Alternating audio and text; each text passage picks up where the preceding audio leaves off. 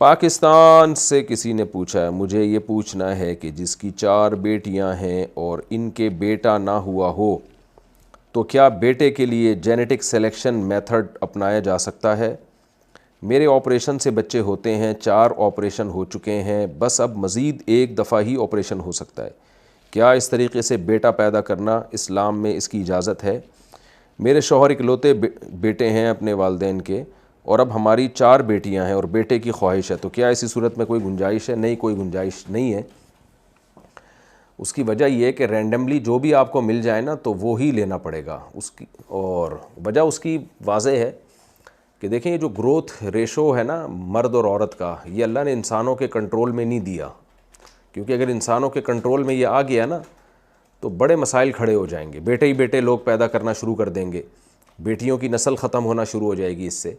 یہی وجہ ہے کہ بہت سارے ملکوں میں اس پر بہت سخت پابندی ہے۔ میں آسٹریلیا میں تھا، وہاں جینیٹک کے ایک ڈاکٹر نے مجھے بتایا کہ یہاں تو بہت سخت پابندی ہے اس پر، اور خاص طور پر جو چائنا سے، انڈیا سے یا ایشیائی ملکوں سے جو کیس آتے ہیں پریگننسی کے، اس میں تو ڈاکٹروں کو ہدایت ہے کہ ان کو یہ بھی نہ بتاؤ کہ ماں کے پیٹ میں لڑکا ہے یا لڑکی، کیونکہ ان کے بارے میں خطرہ ہوتا ہے کہ خاص طور پر چائنا اور انڈیا میں کہ اگر بتا دیا لڑکی ہے تو وہ حمل ضائع کر دیتے ہیں، تو اس سے کیا ہوگا، لڑکیوں کا ریشو ختم ہو جائے گا سوسائٹی میں۔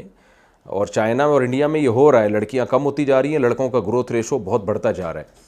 تو رینڈملی یہ قدرت کی طرف سے جو ہو رہا ہے وہی اسی پہ راضی رہنا چاہیے۔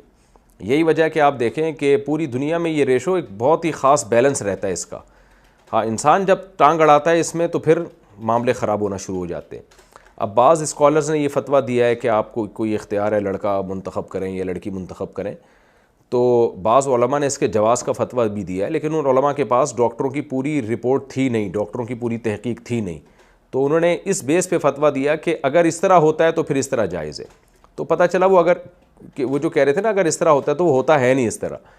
تو یہ خیال تھا کہ ڈاکٹر کے ہاتھ میں ہوتا ہے شروع میں ہی کہ وہ ایکس کو وائی کے ساتھ ملا دے یا وائی کو وائی کے ساتھ، ایکس کو ایکس کے ساتھ ملا دے یا وائی کو ایکس کے ساتھ ملا دے۔ تو بعد میں تحقیق سے پتہ چلا یہ ڈاکٹر کے اختیار میں ہے نہیں، ڈاکٹر کا کام ہے عورت اور مرد کے جرثوموں کا ملاپ کرنا، اور بہت سارے جنس ملائے جاتے ہیں، اس میں کچھ لڑکے ہوتے ہیں کچھ لڑکیاں ہوتی ہیں، ڈاکٹر کو شروع میں نہیں پتہ ہوتا، تو رینڈملی جو بھی وہ ماں کے پیٹ میں رکھ دے تو بس وہ اللہ کی قدرت ہے، اس میں لڑکا بھی آ سکتا ہے لڑکی بھی آ سکتی ہے۔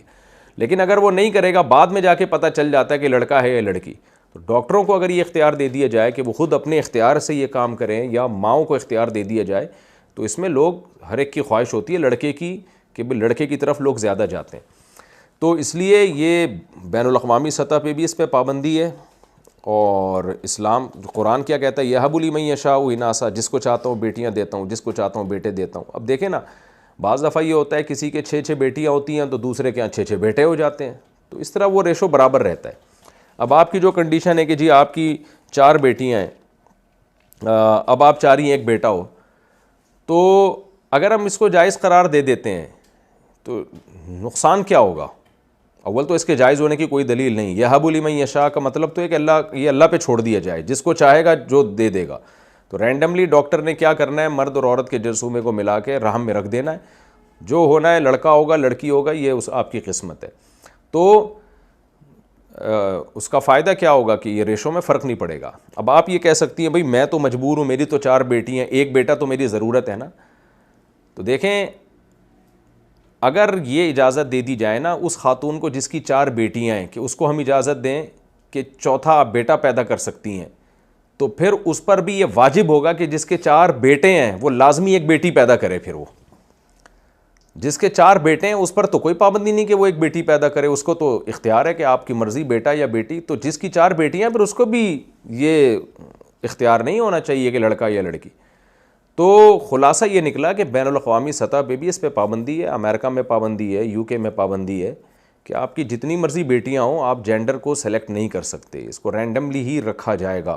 تو ایسے بھی بہت سے لوگ ہوں گے جن کے 4 بیٹے ہیں ان کے، تو ان کو بھی اختیار نہیں ہے یا ان پہ بھی لازم نہیں ہے کہ وہ 5ویں بیٹی پیدا کریں، نہ، اللہ جو دے دے اس پہ توکل کریں، اللہ پہ اعتماد کریں۔ تو آپ کو بھی ایسا ہی کرنا چاہیے، 4 بیٹیاں ہیں تو 5واں آپ بیٹا ہو جائے بیٹی ہو جائے، یہ اللہ کی مرضی ہے، نسل مت روکیں، باقی اللہ کی مرضی آپ کو بیٹا دے دے یا بیٹی دے دے۔ ویسے بھی جب اللہ کی مرضی پہ چلیں گے نا اس میں برکت ہوگی، کتنے لوگ ہیں جن کو بیٹے کی خواہش تھی لیکن اللہ نے بیٹیاں دیں، وہ بیٹیاں ان کے لیے ایسا ذخیرہ آخرت بنی ہیں، دنیا میں بھی خدمت کی. اور کتنے لوگ تھے جو حمل گرا دیتے ہیں کہ جی بیٹی کا خوف ہے تو حمل گرا دو اور بیٹا چاہیے ہمیں، اور بیٹا عذاب جان بنتا ہے. سورہ کہف میں ہے نہیں واقعہ حضرت خضر علیہ السلام کا، کہ خضر علیہ السلام نے ایک لڑکے کو قتل کیا. تو موسیٰ علیہ السلام نے پوچھا یہ تو بے گناہ لڑکا آپ نے کیوں قتل کر دیا؟ فرمایا کہ یہ بڑا ہو کر اپنے ماں باپ کا نافرمان بنتا اور ان کے عذاب جان بنتا ان کے لیے. تو جو بھی دے دے اللہ تعالیٰ، بیٹے دیے، ضرورت تو دیکھیں نہ بیٹے کی ہے نہ بیٹی کی ہے، یہ نعمت ہے.